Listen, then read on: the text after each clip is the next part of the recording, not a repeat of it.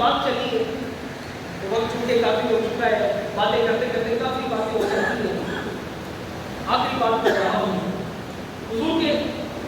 لعاب دہن کی بات چل رہی ہے تو آپ کے لعاب دہن سے مجھے یہ بات یاد آئی۔ غزوہ خندق کا موقع ہے، 1400 صحابہ کرام رضی اللہ تعالیٰ عنہ تشریف فرما ہیں۔ درجنوں کتابیں اس بات کی شاہد ہیں، گواہی دے رہی ہیں۔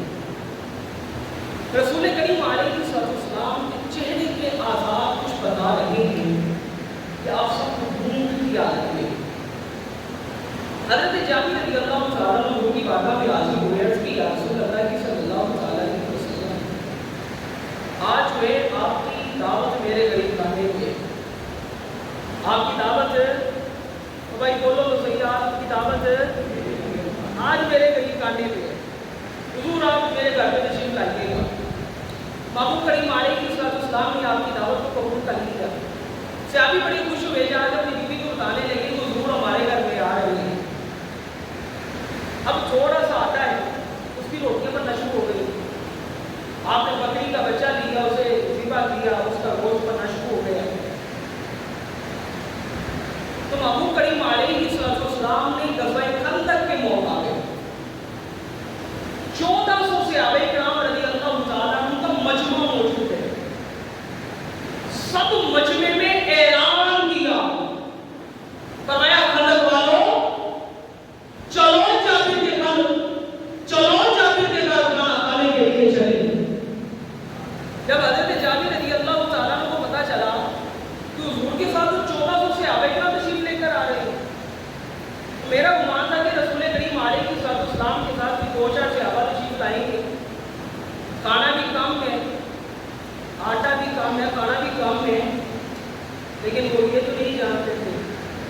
کہ آج ان کے گھر میں آمنہ کے لال کی آمد ہو رہی ہے،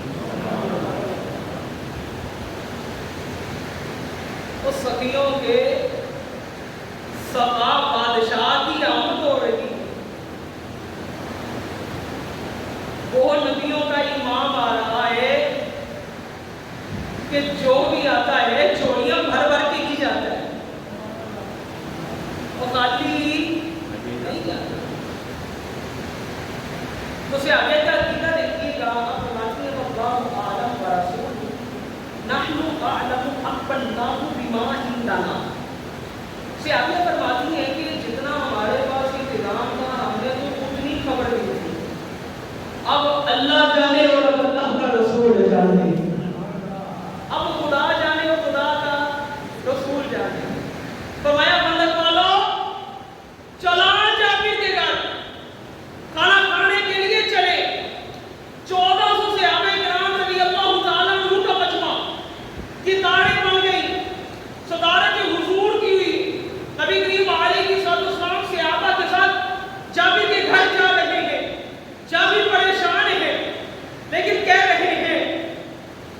آج آمنہ کے لال کی آمد